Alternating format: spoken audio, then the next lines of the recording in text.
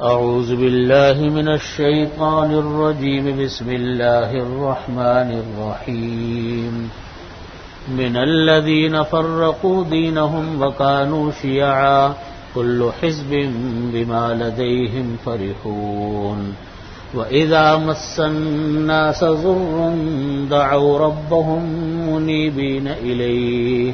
منيبين إليه ثم إذا أذاقهم منه رحمة إذا فريق منهم بربهم يشركون.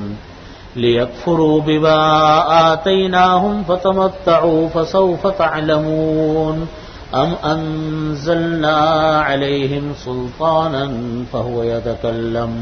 فهو يتكلم بما كانوا به يشركون. وإذا أذقنا الناس رحمة فرحوا بها وإن تصبهم سيئة بما قدمت أيديهم إذا هم يقنطون. صدق الله مولانا العظيم وصدق رسوله النبي الكريم ونحن على ذلك من الشاهدين والشاكرين والحمد لله رب العالمين. بزرگان محترم، برادران عزیز، سورہ روم کی یہ آیات ہیں جس میں اللہ رب العزت ارشاد فرماتے ہیں کہ من الذین فرقوا دینہم وکانوا شیعا کل حزب بما لدیہم فرحون. اللہ رب العزت فرماتے ہیں کہ شرک کرنے والے لوگ جو ہیں ان کی طرح تم مت ہوا کرو، اور جن لوگوں نے اپنے دین کو ٹکڑے ٹکڑے کر لیا اور بہت سے مختلف گروہوں میں بٹ گئے، اور ہر گروہ اپنے اس طریقے پر نازاں ہے جو اس کے پاس ہے. یعنی چھوٹی چھوٹی ٹکڑیاں بنا لی، چھوٹی چھوٹی جماعتیں بنا لی.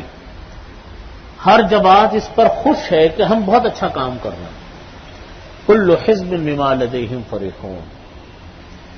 نبی کریم صلی اللہ علیہ وسلم نے فرمایا کہ میری امت بھی 72 فرقوں میں بٹ جائے گی، اور ان میں سے ایک فرقہ وہ تو جنتی اہل جنت کا ہوگا، اور وہ فرقہ ہوگا جو میرے اور صحابہ کے طریقے پر گامزن ہوگا.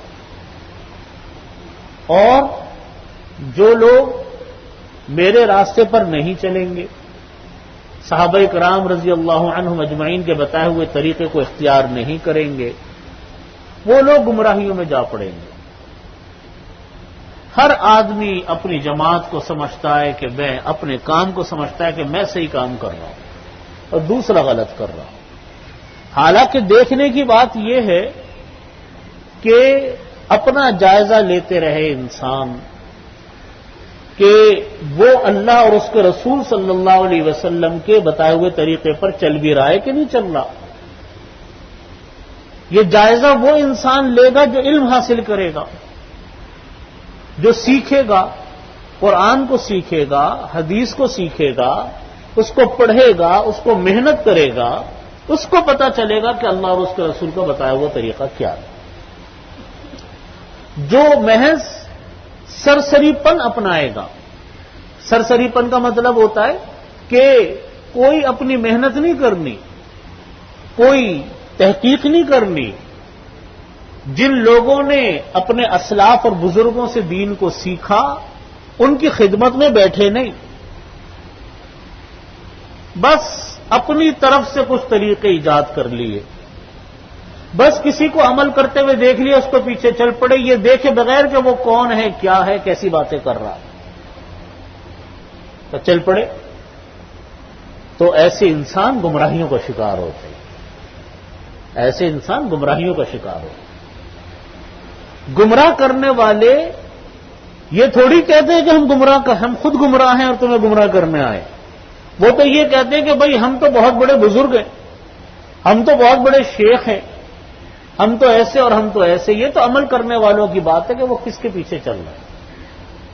میں اپنے ایسے بھائیوں کو یہ کہتا ہوں کہ دیکھو، آپ خدا نہ خواستہ کوئی انسان بیمار ہو جائے،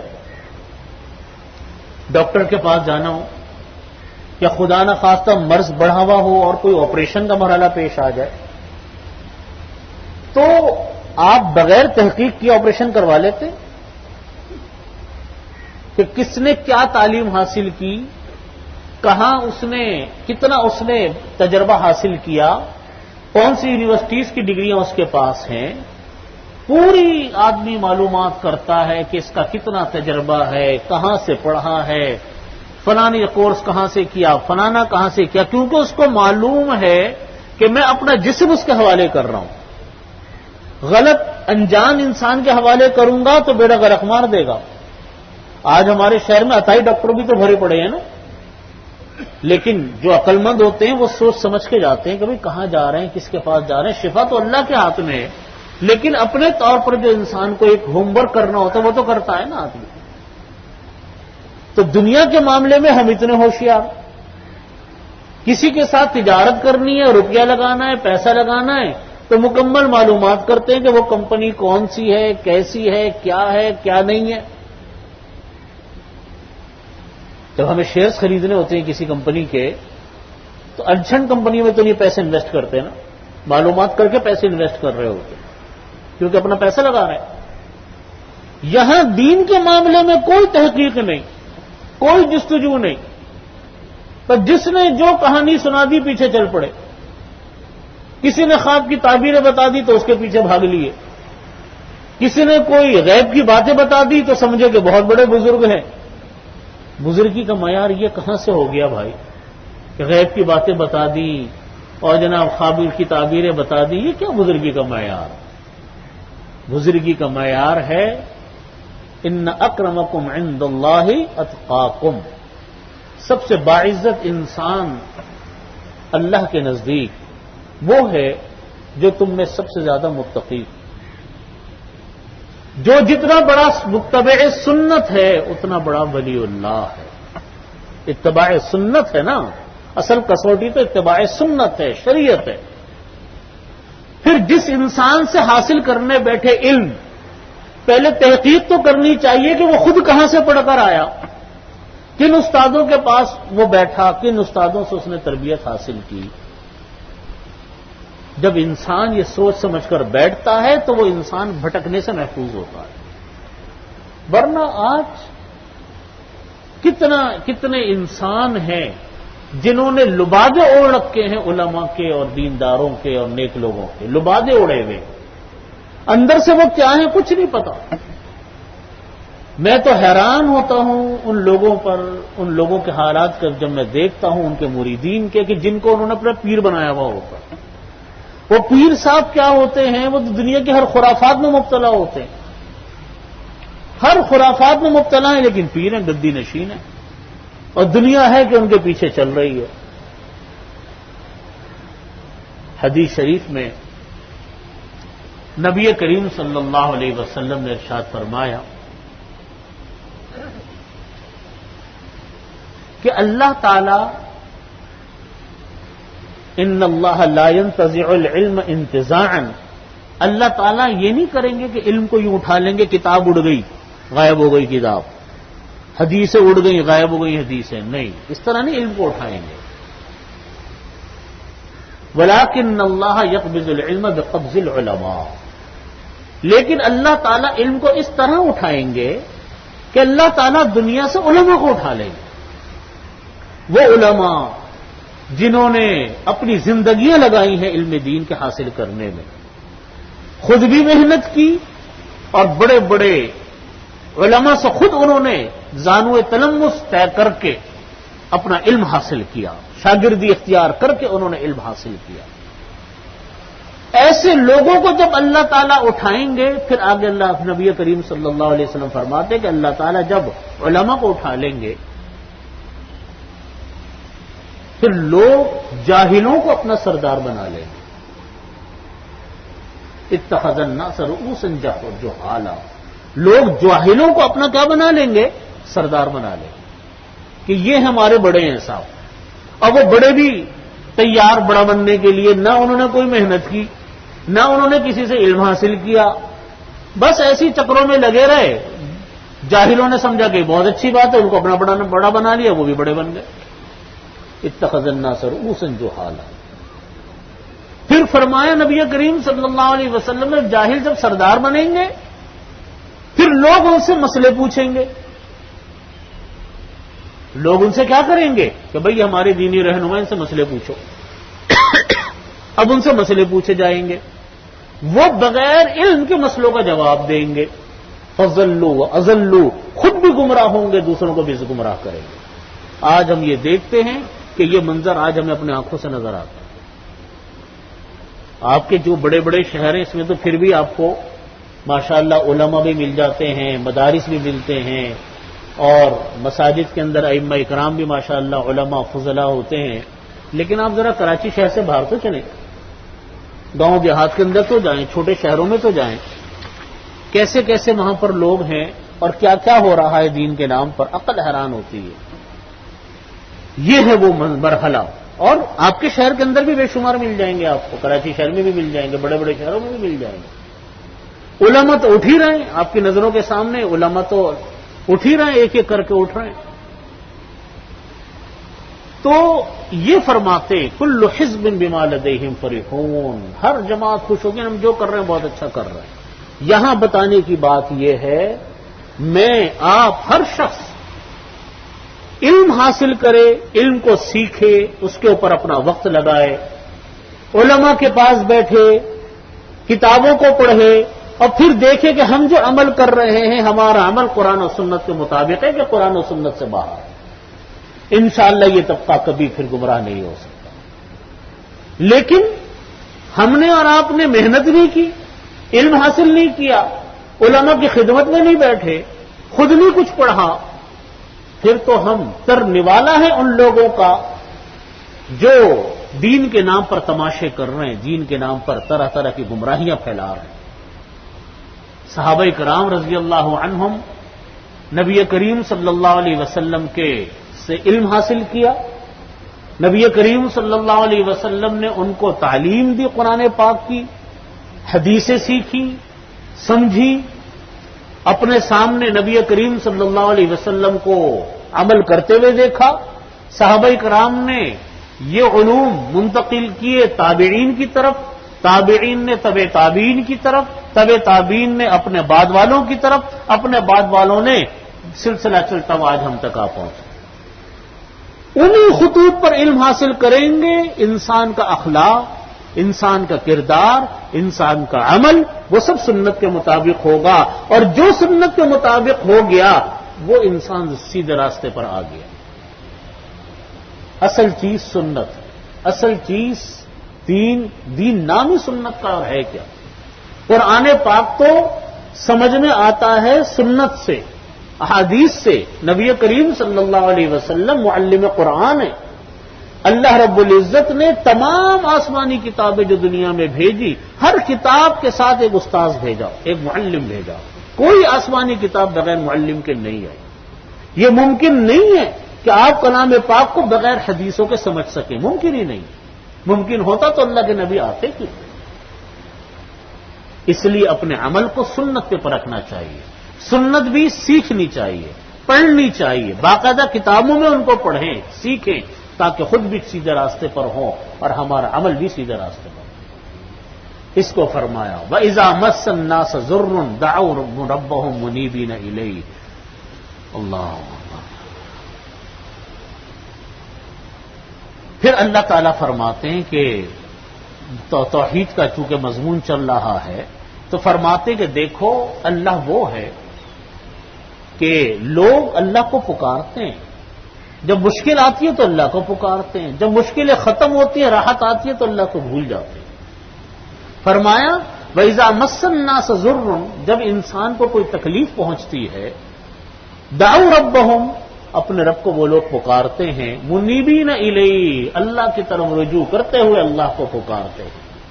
ثم اذا اذاقهم منه رحمتا، پھر جب اللہ تعالیٰ ان کو اپنی طرف سے کسی رحمت کا مزہ چکھاتے ہیں، آسانیاں پیدا فرماتے ہیں، اپنی مہربانیاں اتارتے ہیں تکلیف کے بعد، اذا فریق منہم بربہم یشرکون، تو ان میں سے ایک جماعت اپنے رب کے ساتھ پھر دوبارہ شرک کرنے لگ جاتی ہے۔ یہ حال اللہ رب العزت نے غیر مسلموں کا، کافروں کو بیان کیا۔ تکلیفیں آئیں تو زبان سے نکلتا اللہ، اس کا مطلب ہے جانتے ہیں کہ اللہ ایک ہے، تکلیفوں کو ختم کرنے والی ذات اللہ کی ہے، راحتیں دینے والی ذات اللہ کی ہے، سکون دینے والی ذات اللہ کی ہے، جانتے ہیں، پکارتے تکلیف میں اللہ کو ہی ہے۔ لیکن جب تکلیف ختم ہوئی، راحتیں آئیں، مہربانیاں اتری اللہ کی طرف سے، پھر ایک قوم ہے کہ دوبارہ اللہ کے ساتھ شرک کرنے لگتی ہے۔ اللہ تعالیٰ فرماتے یہ وہ لوگ ہیں جو اپنے وعدے کو بھول جاتے ہیں، ہمیں جانتے ہیں لیکن ہماری مانتے نہیں ہیں، ہماری عبادت نہیں کرتے، ہم کو وحدہ لا شریک نہیں مانتے۔ لیکفروا بما آتیناہم، یہ کیوں کام کرتے ہیں؟ تاکہ وہ منکر ہو جائے ہمارے دیے ہوئے چیزوں سے، اس سے انکار کرنے لگے۔ فتمتعوا، اللہ تعالیٰ فرماتے تم ہمارا انکار کرتے ہو، ہماری نعمتوں کا شکر ادا نہیں کرتے، ہماری نعمتوں کو مانتے نہیں کہ یہ اللہ وحدہ لا شریک نے دی ہیں، اس کے ساتھ شرک کرتے ہو، تو چلو دنیا کی چند دنوں کے مزے ہیں وہ اڑا لو، اڑا لو دنیا کے چند دنوں کے مزے، جتنی دن تمہاری زندگی لکھی، فسوف تعلمون، ان قریب تم کو پتہ چل جائے گا۔ فسوف تعلمون، آج جو لوگ تکبر کرتے ہیں، آج جو لوگ شرک کرتے ہیں، آج جو لوگ اللہ کی مانتے نہیں ہیں اور ہر بات میں اللہ کے ہر حکم پر اعتراض، اللہ کے ہر حکم پر اعتراض،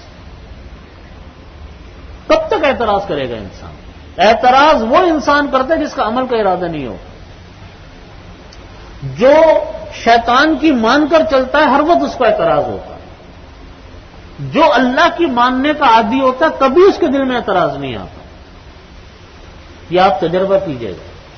اسی طرح آپ یہ بات دیکھیے گا، جو لوگ بحث کرتے ہیں عمل نہیں کرتے، بعض لوگ ہوتے ہیں نا بس دین کا کوئی مسئلہ سنا، اچھا زبانیں ان کی اتنی کھل جاتی ہیں کہ یہ پرواہی نہیں کرتے کہ ہم نے حدیث کے مقابلے میں بات کر رہے ہیں، کلام پاک کے حکم کے مقابلے میں بات کر رہے ہیں، بس شروع ہو گئے بحث کرنے کے لیے۔ ارے بھائی سوچو تو صحیح، میں نہیں بات کر رہا، آپ نہیں بات کر رہے، اللہ کے نبی بات فرما رہے ہیں، کسی عام انسان کی بات نہیں ہے، ہمارے جیسے آدمی کی بات نہیں، اللہ کے نبی کی بات ہے، قرآن پاک کی بات ہے، اللہ کی بات ہے، بس شروع ہو گئے بحث کرنا۔ میں ایسے لوگوں کو کہتا ہوں کہ آپ کا کبھی ارادہ نہیں ہے عمل کرنے کا، جو بحث کرتے بحث کبھی صحابہ کرام نے کی؟ آپ مجھے بتائیے، صحابہ کرام کے سامنے جب کبھی کوئی حکم آیا اللہ کا، کبھی بحث کی؟ معلومات کرتے تھے عمل کرنے کے لیے جو پوچھنا ہے پوچھ لیجیے۔ جس کو عمل کرنا ہوتا ہے وہ بحث نہیں کرتا، اور جس کو بحث کرنی ہوتی ہے اس کو عمل نہیں کرنا ہو۔ بحث کیوں کر رہے ہیں؟ کیا ہم اپنی عقل کو اللہ کی نعوذ باللہ اللہ کے احکامات سے اوپر سمجھتے ہیں؟ کیا ہم اپنے دماغ کو، اپنی سوچ کو، اپنی فکر کو اللہ کے نبی صلی اللہ علیہ وسلم سے اوپر سمجھتے ہیں؟ کوئی سوال ہی نہیں پیدا ہو۔ تو جب اللہ کا حکم آ گیا، اب دیکھیے جب شراب کا حکم آیا کتنا مشکل کام تھا۔ میں یہ سوچتا ہوں کہ آج ہمارے ہاں لوگ تمباکو کھاتے ہیں، پان میں سگریٹ پیتے ہیں، نسوار کھاتے ہیں، ڈاکٹر کہہ دیتے بھئی اب نسوار چھوڑ دو، سگریٹ چھوڑ دو، پان چھوڑ دو، تمباکو چھوڑ دو، کتنا مشکل لگتا ہے چھوڑنا۔ جو لوگ عادی ہوتے ہیں ان کی حالت غیر ہو جاتی ہے، واقعتاً نہیں چھوڑ پاتے، حالانکہ تمباکو سگریٹ کا نشہ بہت معمولی سا، کچھ بھی نہیں ہے، جو نشے شرابوں کے ہوتے تھے۔ لیکن جب حکم آیا نا اللہ کا، واضح احکامات آئے اللہ کے کہ آج سے شراب ختم، وہ قوم جس کی رگ و ریشے میں شراب گھومتی تھی، خون کے ساتھ گردش کرتی تھی، جو ایک سے ایک عالیشان شراب پینے والے لوگ، مجلسیں ان کی شرابوں کی لگتی تھی، ان حضرات صحابہ کرام رضی اللہ عنہم، میں تو کہتا ہوں استقامت اور صبر کے اتنے بڑے پیکر کہ دنیا ایسی نظیر نہیں پیش کر سکتی کہ مدینہ طیبہ کی گلی کوچوں میں شرابیں اس طرح بہ رہی تھیں جس طرح بارش کا پانی بہتا ہو۔ سب نے اسی وقت اپنے مٹکے توڑ دیے شرابوں میں، مشکیزوں کے اندر شراب تھی، وہ گلیوں میں بہا دی، گئی شراب، ختم، برسوں پرانی عادت ختم، ایک اللہ کے حکم کے آگے، اس سے بڑی کیا بات ہو؟ پھر قوم لڑنے والی قوم تھی، ہر وقت لڑائیاں ہوتی تھیں، کبھی اس کو مار رہے ہیں کبھی اس کو مار رہے ہیں، جہالت کا زمانہ تھا۔ جب اللہ نے اسلام عطا فرمایا، دین عطا فرمایا، آپس میں شیر و شکر ہو گئے، لڑائی جھگڑے ختم کر دیے، تو پتہ چلا کہ در حقیقت دین جس کو سیکھنا ہوتا ہے، دین پر عمل کرنا جس کو عمل کرنا ہوتا ہے، وہ آگے سے بحث نہیں کرتا، وہ کوشش اس کی کرتا ہے کہ میں عمل کروں کیسے، میرے راستے میں جو مشکلات حائل ہیں عمل کرنے میں، وہ کیسے طے ہوں گی، وہ کیسے پوری ہوں گی، ان کی کوشش یہ ہوتی ہے۔ تو فتمتعوا فسوف تعلمون، اللہ تعالیٰ فرماتے جو مانتے نہیں اللہ کی اپنی چلاتے، تو چلو دنیا کی چند دنوں کے مزے ہیں اڑا لو، فسوف تعلمون، مرنے کے بعد دیکھنا پھر پتہ چلے گا کہ کیا ہوا تھا، کون سی بات اب اللہ تعالیٰ فرماتے کون سی بات غلط کہی تھی تم نے پوری نہیں کی۔ پھر اللہ تعالیٰ فرماتے ام انزلنا علیہم سلطانا فہو یتکلم بما کانوا بہ یشرکون، جن کے اللہ تعالیٰ فرماتے ہیں کہ دیکھو تم نے اپنے ہاتھوں سے بت بنائے، کوئی دلیل بھی نہیں، یہ بتوں نے نہیں کہا کہ تم میری پوجا کرو، بتوں نے کہا کہ ہماری پوجا کرو، لیکن تم بغیر کسی دلیل کے ان کے پیچھے لگ کر ان کی عبادتیں کرتے ہو۔ اللہ تعالیٰ فرماتے ہیں کہ میں وحدہ لا شریک ہوں، میں نے اپنی دلیل کے طور پہ اپنا کلام نازل کیا، اپنی دلیل کے طور پہ انبیاء کرام علیہ الصلوۃ والسلام 1,24,000 انبیاء کرام علیہ الصلوۃ والسلام دنیا میں آئے، انبیاء کرام آئے، ہر نبی کے ساتھ پھر اللہ تعالیٰ نے معجزات بھی بھیجے، دلیلیں بھی بھیجی، کتابیں بھی آ رہی ہیں، اتنی دلیلیں ہیں، قرآن پاک اللہ تعالیٰ کی وحدانیت کے بیان سے بھرا پڑا ہے، لیکن اللہ تعالیٰ فرماتے تم میری تو مانتے نہیں، اور جس نے دلیلیں دی اس کی دلیل مانتے نہیں، جس نے دلیل بھی نہیں دی اس کی مانتے ہو، جس نے کوئی دلیل نہیں دی، بتوں نے کیا دلیل دی، جن کو اپنے ہاتھوں سے بناتے ہیں اپنے ہاتھوں سے تراشتے ہیں۔ ام انزلنا علیہم سلطانا، کیا ہم نے نازل کی ان کے اوپر کوئی دلیل، فہو یتکلم بما کانوا بہ یشرکون، کہ وہ دلیل بول رہی ہو اس چیز کے بارے میں جس کے ساتھ کہ وہ شرک کیا کرتے تھے۔ وَإِذَا أَذَقْنَا النَّاسَ رَحْمَةً فَرِحُوا بِهَا، اللہ تعالیٰ فرماتے یہ حال ہے کہ جب ہم اپنی طرف سے انسان کو کوئی نعمت کا مزہ چکھاتے ہیں، فَرِحُوا بِهَا، تو لوگ اس کے اوپر پھولے نہیں سماتے، وَإِن تُصِبْهُمْ سَيِّئَةٌ بِمَا قَدَّمَتْ أَيْدِيهِمْ إِذَا هُمْ يَقْنَطُونَ، اور جب ہم ان کے اوپر کوئی مصیبت نازل کرتے ہیں، مصیبت بھی اس چیز کی جو ان کے اعمال کی وجہ سے آئی ہے، برے اعمال کی نحوستیں پڑتی ہیں، اس برے اعمال کی جو نحوست ان کے اوپر پڑی، اس کی جو نحوستیں ان کے اوپر آئیں، تو وہ لوگ مایوس ہو جاتے ہیں، اللہ سے آس لگا کر چھوڑ دیتے ہیں۔ اللہ تعالیٰ فرماتے ہیں کہ دیکھو عبادت کے لائق میری ذات ہے، معبود بنانے کے لائق میری ذات ہے، میرے علاوہ کوئی دنیا کی کائنات کی کوئی چیز عبادت کے لائق نہیں، عبادت کے لائق میری ذات ہے۔ اولم یروا، اللہ تعالیٰ فرماتے کیا ان لوگوں نے دیکھا نہیں، ان اللہ یبسط الرزق لمن یشاء ویقدر، کسی کے لیے اللہ رزق کو تنگ کر دیتا ہے، کسی کے لیے رزق کو اللہ تعالیٰ کشادہ کر دیتا ہے۔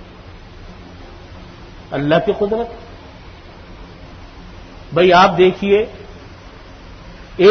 کچھ لوگ ہیں ان کے پاس پیسے ہیں لیکن خریدنے کو چیز ہی نہیں ہے، قحط سالی شروع ہو گئی، کیا کریں گے آپ؟ پیسے کو لے کے کیا کریں گے؟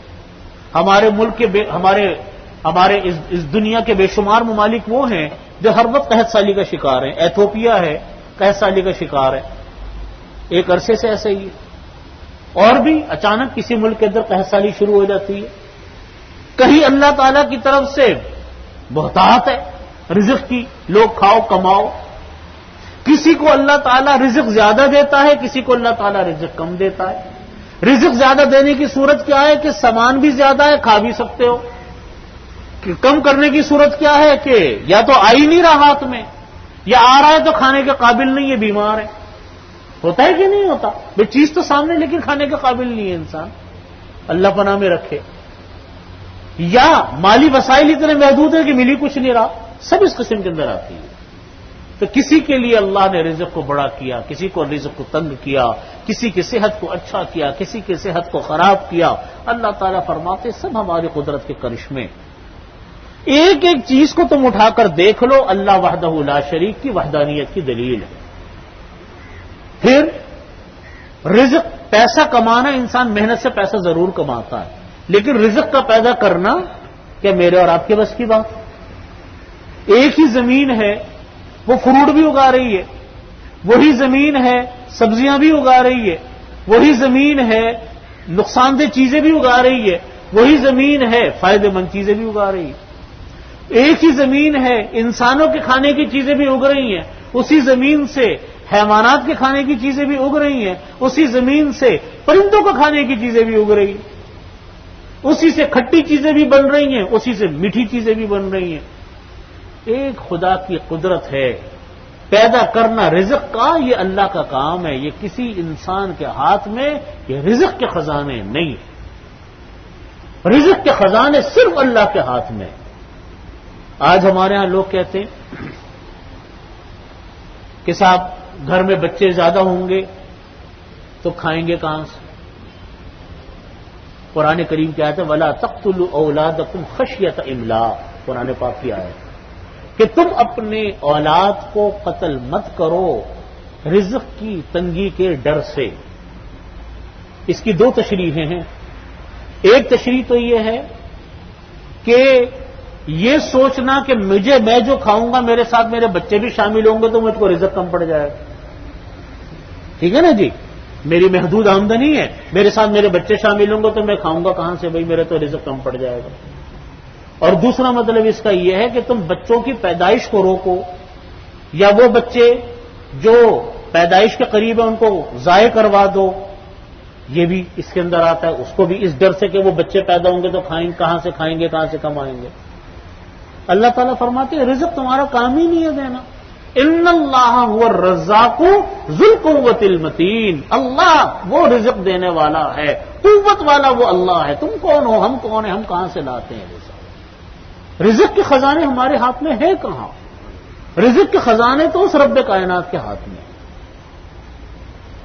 ایک بچہ جب دنیا میں آتا ہے، میں نے یہ حدیث شریف آپ کو پہلے بھی کئی مرتبہ سنائی اور یاد رکھنے کی حدیث ہے کہ جب بچہ ماں کے پیٹ میں ہوتا ہے، چوتھا مہینہ ہوتا ہے حمل کا، جس وقت بچے کے اندر روح اللہ رب العزت ڈالتے ہیں، ابھی پیدا بھی نہیں ہوا، پیدا ہونے میں بھی کئی مہینے باقی ہیں، اس وقت اللہ تعالیٰ فرشتوں سے فرماتے ہیں کہ اس بچے کے بارے میں چند باتوں کو لکھ لو، ابھی پیدا بھی نہیں ہوا، ابھی بچے میں روح پڑی ہے بھی ماں کے پیٹ میں۔ پہلی بات یہ کہ کتنا رزق اس کو دیا جائے گا، رزق متعین ہو گیا اس بچے کا، کوئی دنیا کی طاقت اس کا نوانا نہیں چھین سکتی بچے کا، جب تک اس کی سانسوں میں سانس ہے، دم میں دم ہے، کوئی دنیا کی ذات اس بچے کا رزق نہیں لے سکتی جب تک وہ مر نہ جائے، بوڑھا ہو کر مرے، جوانی میں مرے، جب مرے اللہ نے اس کا رزق لکھ دیا۔ رزق میں نہیں انتظام کر رہا ہے، رزق کا آپ نہیں انتظام کر رہے رزق کا، رزق اللہ نے لکھا۔ کتنے سانس زندہ رہے گا بچہ، گنتی کے سانس اس کو دیے گئے، ہم اور آپ، ہم سب ایسے ہی تو ہیں، اور کون ہے؟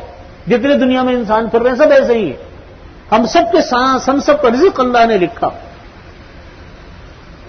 کس زمین میں دفن کیا جائے گا؟ کر لیجئے پروگرام آپ بہت سارے کہ میں ادھر اپنی قبر بنواؤں گا، ادھر بنواؤں گا، آپ کے اپنے فیصلے ہیں، اللہ کے اپنے فیصلے ہیں، کوئی اللہ کے فیصلے کو بدلنے والا نہیں، لا تبدیل لکلمات اللہ، اللہ کے فیصلوں کو کوئی بدلنے والا نہیں، کون بدلے گا اللہ کے فیصلے؟ کہاں ہم زمین میں جائیں گے ہم؟ ایک اور حدیث شریف میں فرمایا نبی کریم صلی اللہ علیہ وسلم نے، جب انسان کی موت کا وقت آتا ہے تو جس زمین میں دفن ہونا ہوتا ہے اللہ تعالیٰ وہاں جانے کی اس کی ترتیب بنا دیتے ہیں، وہاں کی ترتیب بن گئی۔ آپ کہیں گے ویزا نہیں ملتا، اس کو ویزا بھی ملے گا، اس لے کے جانا ہے اس کو۔ آپ کہیں گے وہاں سیٹیں نہیں ملتی، اس کو سیٹیں بھی ملیں گی، سب کچھ ہوگا۔ یہ رب ہے، کوئی میرا اور آپ کا انتظام تھوڑی۔ پیدائش جب بچے کی ہوتی ہے، اب ہم کہتے ہیں کہ صاحب یہ بچہ کھائے گا کمائے گا کہاں سے، جو آج کل ہمارے ہاں جملے بولے جاتے ہیں. تو بھائی میرے، حدیث شریف میں نے آپ کو سنا دی. آپ اور ہم دن رات اپنی آنکھوں سے اس کے مشاہدے کرتے ہیں. جب ہم چھوٹے ہوتے ہیں ہمارا آمدنی پیسے بھی محدود ہوتے ہیں. آپ اور ہم اپنے اگر گریبان میں جھانک کر دیکھیں، جب ہم چھوٹے چھوٹے تھے ہماری جیبوں میں پیسے کتنے ہوتے تھے؟ تھوڑے تھوڑے پیسے ہوتے تھے. بڑے ہو گئے، تھوڑے سے پیسے بھی بڑے ہو گئے، ہے نا جی. شادی نہیں ہوئی، پیسے تھوڑے رہے. شادی ہو گئی، اللہ نے بچے بھی دے دیے، اولادیں بھی دے دی، رزق بڑھ گیا.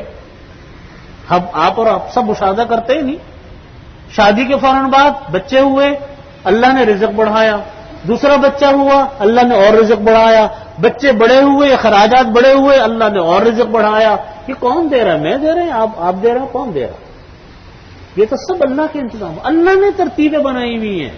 ہاں، تقسیم، ادائیگیاں اللہ تعالیٰ ماں کے ہاتھ سے، باپ کے ہاتھ سے، خاندان والوں کے ہاتھ سے اللہ تعالیٰ تقسیمیں کرتے ہیں. تقسیم اللہ رب العزت فرماتے ہیں. کہنے کو یہ ہوتا ہے کہ صاحب میں کر رہا ہوں، میں کوئی نہیں کر رہا، پر اللہ کی ذات رہی ہوتی ہے. اللہ فرماتے ہیں رزق کی ذمہ داری میری ہے. جو رات قبر میں آئے گی، دنیا کی کوئی طاقت مل کر، دنیا کے سارے ڈاکٹر اور میڈیکل سائنس مل کر انسان کی رات قبر سے باہر نہیں گزروا سکتے. وہ لکھیے تو وہیں آ کر رہے گی ہماری رات. یہی اللہ رب العزت یہاں فرما رہے ہیں. اللہ تعالیٰ فرماتے اولم یروا، کیا تم لوگ اللہ تعالیٰ فرماتے میری قدرت کی نشانیوں کو دیکھو. قدرت کی کیا نشانی ہے؟ کیا انہوں نے نہیں دیکھا کہ بے شک اللہ تعالیٰ وہ رزق کو کشادہ کرنے والا ہے، جس کو دل چاہتا وَيَقْدِرُ، اور کسی کا رزق کو اللہ تعالیٰ تنگ کر دیتا ہے. میں نے تنگ کرنے کی تشریح عرض کی، کبھی تو کمانے کے قابل نہیں ہوتے، کبھی چیز پیدا نہیں ہوتی قدرتی طور پر، قحط سالی ہے، کسی چیز کی کمیابی ہے، کبھی چیز ہوتی ہے لیکن ہم استعمال کے قابل نہیں ہوتے. صحت نہیں اس قابل، خدا نہ خواستہ کسی کی بیماریاں ہیں. تو یہ ہے رزق کا تنگ کرنا، یہ سب اللہ کی قدرت ہے. اللہ تعالیٰ فرماتے ان فی ذالک لآیات لقوم یؤمنون، بے شک اس میں نشانیاں ہیں اس قوم کی جو ایمان لاتے ہیں، ایمان رکھتے ہیں، کہ وہ دیکھیں کہ قدرت کا سرچشمہ اللہ ہے. دنیا میں دیکھیے کسی کے پاس کوئی دولت ہے، کسی بھی طرح کی کوئی دولت ہے، صحت کی صورت میں ہے، مال کی صورت میں ہے، عہدے کی صورت میں ہے، عزت کی صورت میں ہے، خوبصورتی کی صورت میں ہے، صحت کی صورت میں ہے، کسی بھی شکل میں ہے، سب اللہ کی عطا کردہ ہے اور عارضی ہے. کوئی چیز دائمی نہیں، سب عارضی. عہدے عارضی، دولت عارضی، صحت عارضی، مال و دولت عارضی، سب عارضی ہیں، سب ختم ہونے والے ہیں، اپنے اپنے وقت میں ختم ہو جائے گے. کوئی انسان تکبر اس لیے کرتا ہے کہ صاحب میں بڑا آج عہدے دار ہوں، میں آج فلانا منسٹر ہوں، میں آج فلانا، میرے پاس اتنے آدمی میرے ماتحت ہیں. کیا دائمی ہے؟ کتنے دن تک آپ افسر ہیں بھائی؟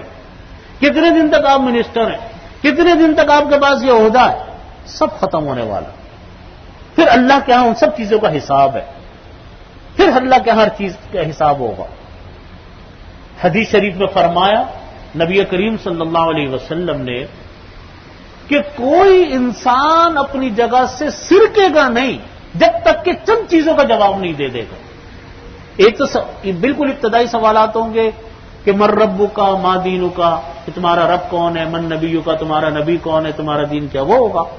پھر یہ سوال ہوگا دولت کہاں سے کمائی، نمبر 1، کتنے انسانوں کو دھوکہ دیا، کتنے انسانوں کا حق مارا، کتنے انسانوں کی جائیدادوں کو ضبط کیا، اپنے بھائیوں کی، اپنے بہنوں کی جائیدادوں کو ضبط کیا. حساب دو، کہاں سے کمائے پیسے، کتنی رشوتیں لی، کتنے سود لیے، کس کے حق مارے. پہلا حساب یہ ہوگا پیسہ کہاں سے کمایا. ہم لوگ بڑے خوش ہوتے ہیں آج کہ صاحب اتنا بینک بیلنس ہو گیا، یہ سوچے بغیر کہ پیسہ آیا کہاں سے. ہمارے ہاں تو رشوت خوری بڑھ رہی ہے نا، کم نہیں ہو رہی. کم ہوتی ہے نا، ہمارے ہاں تو بڑھ رہی ہے، بڑھ رہی ہے. اور لوگ خوش ہوتے ہیں کہ ہم بڑے سمجھدار ہیں، بڑے سمجھدار ذہین لوگ ہیں کہ پیسہ کمانا تو کوئی ہم سے سیکھے. لیکن یہ نہیں سوچتے کہ ایک ایک پیسے کا حساب بھی اللہ کی بارگاہ میں جا کر دینا. اور اللہ تعالیٰ کے ہاں ظلم نہیں ہے، اللہ کا انصاف ہے. ایک ایک پیسے کا حق اللہ تعالیٰ بندے کو دلوائیں گے. جس کا حق مارا ہوگا. تو پہلی چیز ہوگی کہ پیسہ کہاں سے کمایا. نمبر 1 خرچ کہاں کیا. دکھاوے پہ خرچ کیا, کسی پر ظلم کرنے میں خرچ کیا, کسی کو نیچا دکھانے میں خرچ کیا, کس چیز میں خرچ کیا پیسہ. اللہ نے پیسہ کمانا ایک نعمت حلال طریقے سے, اور اس پیسے کو صحیح جگہ پر خرچ کرنا یہ بھی تو نعمت ہے نا. ایک انسان نے پیسے کو غلط جگہ استعمال کیا, اس کا بھی حساب دینا ہوگا, ہر چیز کا حساب دینا. تو دوسرا سوال کیا ہوگا کہ پیسہ کمایا کہاں سے, خرچ کہاں کیا, جوانی کہاں گزاری. بڑھاپے کے بارے میں نہیں آتا, جوانی کے بارے میں آتا. جوانی کہاں گزاری, اپنی جوانی کو کس جگہ پر لگایا. اللہ نے نماز فرض کی نمازیں پڑھی تھی, اللہ نے روزے فرض کے روزے رکھے تھے, اللہ نے حج تمہارے اوپر لازم کیا تھا, زندگی میں ایک ہی دفعہ کرنا تھا, کیا تھا, زکوٰۃ ادا کی تھی. اس جوانی کی طاقت اور جوش کو آپ نے کسی پر ظلم کرنے میں تو نہیں استعمال کیا. لڑکیوں پر ظلم کیا گیا, بیویوں پر ظلم کیا, غریبوں پر ظلم کیا, ماتحتوں پر ظلم کیا, ملازمین پر ظلم کیا. کس پر ظلم کیا؟ اللہ تعالیٰ تو ظلم کو معاف نہیں فرماتے. قومیں کفر کے ساتھ زندہ رہتی ہیں, ظلم کے ساتھ قومیں زندہ نہیں رہ سکتی. اللہ تعالیٰ کفر کو برداشت کرتے, اللہ تعالیٰ ظلم کو برداشت نہیں کرتے, چاہے وہ ظلم بیوی پر ہو, چاہے وہ ظلم بچے پر ہو, چاہے وہ ظلم جانور پر کیوں نہ ہو. اللہ تعالیٰ ظلم کو برداشت نہیں فرماتا.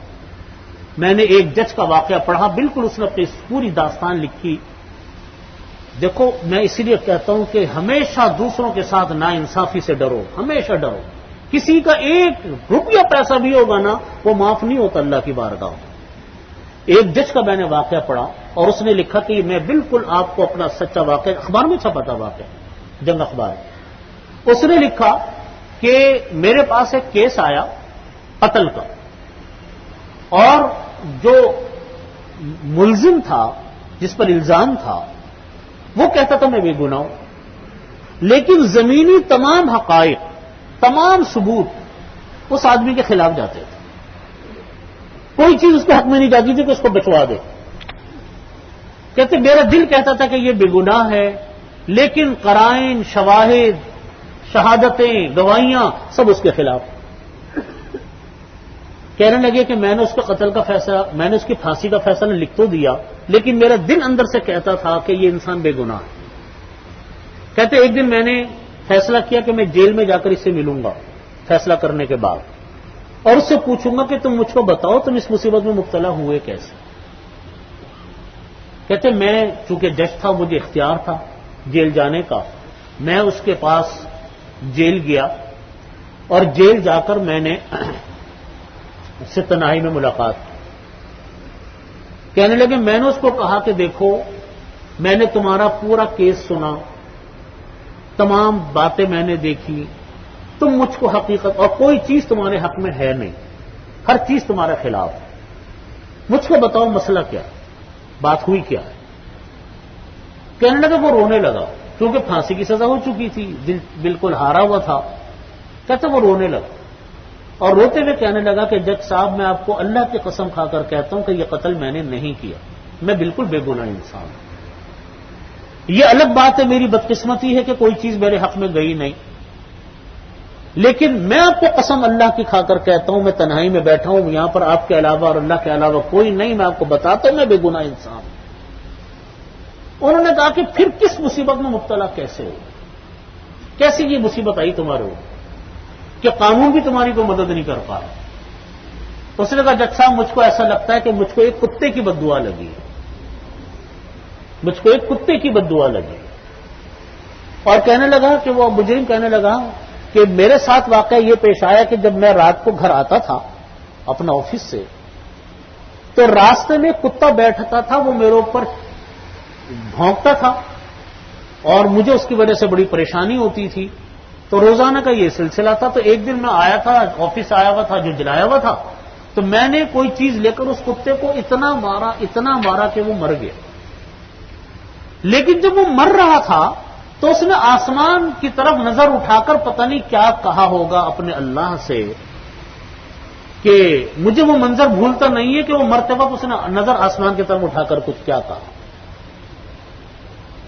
تو وہ کہتا ہے ملزم کہ مجھ کو یقین ہے، میرا دل کہتا ہے مجھے اس بے زبان جانور کی بد دعا لگی۔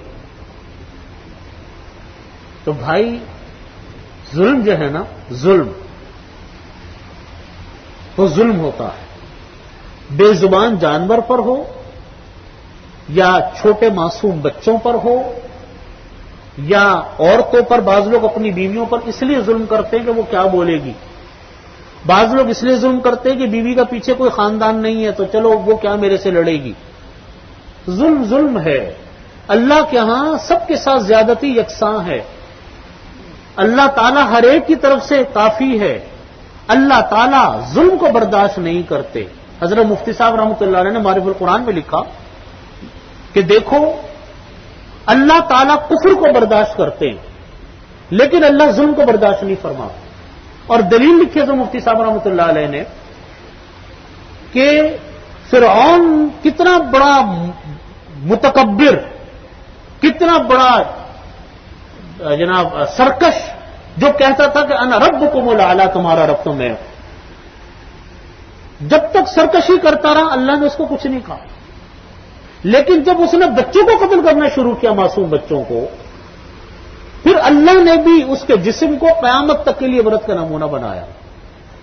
ابھی پچھلے ہفتے میں مصر میں تھا، قاہرہ میں تھا، وہاں ایک کانفرنس کے سلسلے میں جانا ہوا، تو قرآن پاک میں تو اللہ رب العزت نے وعدہ فرمایا نا کہ اس فرعون کے جسم کو میں قیامت تک کے لیے باقی رکھوں گا تاکہ وہ قیامت تک کے لیے لوگوں کے لیے عبرت بنے۔ تو ان کا جو میوزیم ہے تحریر اسکوائر، ان کا بڑا مشہور اسکوائر ہے، وہاں میوزیم میں اس کی ممی رکھی ہوئی ہے فرعون کی، رامسیس دوئم اس کو بولتے ہیں۔ تو میں دیکھنے گیا، عبرت کی نیت سے ہی گیا کہ چلو اس عبرت کے نمونے کو دیکھ کر آؤں۔ تو جب میں نے اس کی لاش کو دیکھا تو مجھ کو یہی یاد آیا کہ دیکھو یہ اس نے یوں کہا تھا کہ انا ربکم الاعلی، انا ربکم الاعلی، تمہارا بڑا رب میں ہوں۔ آج دیکھو اس کا کیا حال ہے کہ کس طریقے سے اللہ نے اس کے جسم کو عبرت کا نمونہ بنا کر رکھا ہوا ہے، شیشے کے شوکیس میں ہے، اور کتنے ہزاروں سال سے اسی طریقے سے لوگ اس کو عبرت کی نگاہ سے دیکھ رہے ہیں۔ تکبر تھا نا، ظلم تھا نا، اللہ نے اس ظلم کو کبھی پسند نہیں فرمایا، اللہ نے اس ظلم کو کبھی برداشت نہیں فرمایا۔ ہمیشہ ظلم سے بچیے، ہمیشہ اپنے گھر میں اپنی سیٹ پر بیٹھے ہوں، اپنے دفتر میں بیٹھے ہوں، اپنے ماتحتوں کے ساتھ ہوں، کبھی کسی کے ساتھ زیادتی نہ کریں۔ کبھی ہو جائے آپ اس کے ساتھ معافی مانگے، چاہے آپ کا ڈرائیور ہو، چاہے آپ کا چپراسی ہو، چاہے آپ کا مالی کیوں نہ ہو، اگر ظلم ہوا ہے اس سے معافی مانگ لو، دنیا میں معاملہ برابر کر لو اس سے، ورنہ اللہ تعالیٰ کے ہاں پکڑ ہے، اللہ تعالیٰ کے ہاں وہ ظلم معاف نہیں ہے۔ آپ کوئی بات نہیں، کسی اپنے گھر کے آدمیوں سے پر بھی ظلم ہو جاتا ہے نا، زیادتی ہو جاتی ہے غصے میں، معافی مانگ لو اس سے، کوئی برائی کی بات نہیں، لیکن دنیا میں معاملے کو برابر کر دو۔ اللہ تعالیٰ کی پکڑ سے بچے انسان، اللہ کی پکڑ جب آتی ہے وہ بڑے بڑے لوگوں کو نیست و نابود کر کے ڈالتی ہے۔ اللہ طاقتور ہے، اللہ عزت والا ہے، اللہ قوت والا ہے، کوئی چیز اللہ سے ٹکر لینے کی صلاحیت نہیں رکھتی۔ اللہ اکبر۔ اس کو فرما ان فی ذلک لآیات لقوم یؤمنون، اس میں نشانیاں ہیں اس قوم کے لیے جو کہ ایمان لانے والے ہیں۔ میں جو ابھی فرعون کی بات آپ کو عرض کر رہا تھا، ایک مخلوق لگی ہوئی ہے اس کو دیکھنے کے لیے، اب پتہ نہیں کوئی عبرت حاصل کرتا ہوگا نہیں کرتا ہوگا، لیکن عبرت حاصل کرنے والے لوگ عبرت حاصل کرتے ہیں۔ کس چیز کی؟ تکبر کی۔ تکبر کی سزا یہ ہے۔ کس چیز کی؟ ظلم کی۔ ظلم کی سزا یہ ہے۔ کس چیز کی؟ سرکشی کی۔ سرکشی اللہ کو پسند نہیں۔ گناہ الگ چیز ہے اور سرکشی الگ چیز ہے۔ گناہ تو یہ کہ گناہ ہو گیا، کون آدمی ہے جس سے گناہ نہیں ہوتا؟ ہم سب گناہ گار ہیں، ہم سب سے گناہ ہوتا ہے۔ معصوم ذاتیں صرف اللہ، معصوم ذات صرف انبیاء کرام علیہ الصلوۃ والسلام کی ذات ہے۔ ہم سب خطائیں ہوتی ہیں، گناہ ہوتے ہیں، لغزشیں ہوتی ہیں، لیکن بندے کی شان یہ کہ فوراً اللہ سے اپنے معاملے کو معاف فرما لے۔ کسی کے ساتھ ظلم ہوا معافی مانگ لے، کسی کا کوئی حق لیا اس کو ادا کر دے، لیکن دنیا میں اپنا معاملہ اس کو ختم کرے، دنیا میں معاملے کو برابر کرے۔ دنیا بڑی چھوٹی ہے، بڑی مختصر ہے، بڑی جلدی سے پوری ہو جاتی ہے، اس میں دیر نہیں لگتی زندگی پوری ہونے میں۔ منٹوں کے اندر ہی زندگی پوری ہوتی ہے انسان کی، منٹوں میں زندگی پوری ختم. ابھی مل کر نکلے پتہ چلا انتقال ہو گیا. تو کیا پتا ہمارا اور آپ کا کس کا وقت آ رہا ہے، سے ملنے کا بھی موقع نہیں ملے گا. ابھی سعودی عرب کے جو قونصل جنرل ہیں یہ کراچی کے اندر، ان سے پچھلی 2 جمعرات پہلے انہی کے آفس میں ملاقات ہوئی. میں اپنے والد صاحب کے ساتھ گیا تھا، ملاقات ہوئی، اچھی خاصی گفتگو ہوئی. آدھا گھنٹہ ان کے ساتھ بیٹھے، چلتے میں انہوں نے کھجوروں کا بھی تحفہ دیا، ہم لے کر آئے. آنے کے 1.5-2 ہفتے بعد پتا چلا کہ ان کا انتقال ہو گیا. بیٹھے بٹھائے، رات کو سوئے، صبح کو انتقال، قصہ ختم. ایسی مثالیں دن رات ہم اور آپ دیکھتے ہیں. یہ عبرت ہوتی ہے، عبرت کے لیے کہ دیکھو کسی انسان کا وقت بھی آ سکتا ہے، کسی یوں منٹوں میں آئے گا، یوں آئے گا. معافی مانگنے کی بھی نوبت نہیں آئے گی. کس چیز پر ہم فخر کرتے ہیں؟ اپنی دولت پہ وہ کام آئے گی، اپنی شہرت پہ، اپنے عہدے پہ وہ کام آئیں گے. وقت آنے پر کوئی نصیب کچھ پتہ بھی نہیں چلے گا کہ کیا ہو گیا ہمارے ساتھ. کس کی موت اللہ نے کس حالت میں لکھی، کس کا وقت اللہ نے کس حالت میں لکھا، کسی کو پتہ نہیں. اس لیے مرنے سے پہلے ہر انسان کو چاہیے اپنا معاملہ اللہ سے صاف کرے، بندوں سے معاملات کو صاف رکھے، ہمیشہ اپنی آخرت کو سامنے رکھے. دنیا کی نعمتوں میں، دنیا کی دولتوں میں، دنیا کے مزے کے اندر لگ کر انسان اس کو نہ بھولے کہ کبھی موت نہیں آنی. موت ہر انسان کو آنی ہے. کل نفس ذائقۃ الموت، ہر انسان کو موت کا مزہ چکھنا ہے. اور پھر ہمیشہ ایک دعا مانگنی چاہیے جو ہمارے بزرگوں نے بھی سکھلائی، مصنون دعاؤں میں بھی ہے. وقت ہو گیا، باقی بات مختصر بتا کے ختم کروں. ایک ہمیشہ اس بات کی دعا مانگے اللہ تعالیٰ ایمان کامل پر خاتمہ نصیب فرمائے. یہ دعا کبھی نہیں بھولنی چاہیے ہمیں اور آپ، کیونکہ ایسے ایسے واقعات بھی ہیں کہ موت سے پہلے پہلے انسان آزمائشوں کا شکار ہوا اور ایمان رخصت ہو گیا. کتنا بڑا نقصان، کتنا بڑا خسارہ. الامان والحدیث. ہمیشہ دعا مانگیں اللہ تعالیٰ ایمان کامل پر خاتمہ عطا فرمائے.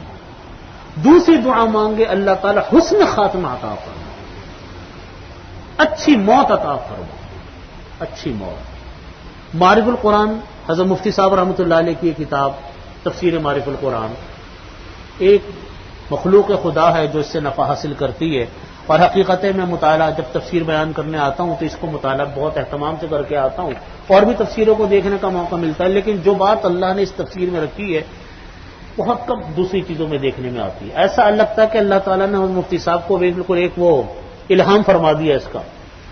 اس کی جو انگلش ترجمہ ہے نا تفسیر معرف القرآن کا، وہ شروع کیا تھا حسن عسکری صاحب مرحوم نے، جو بڑے مشہور ناول نگار بھی ہیں، افسانہ نگار بھی ہیں.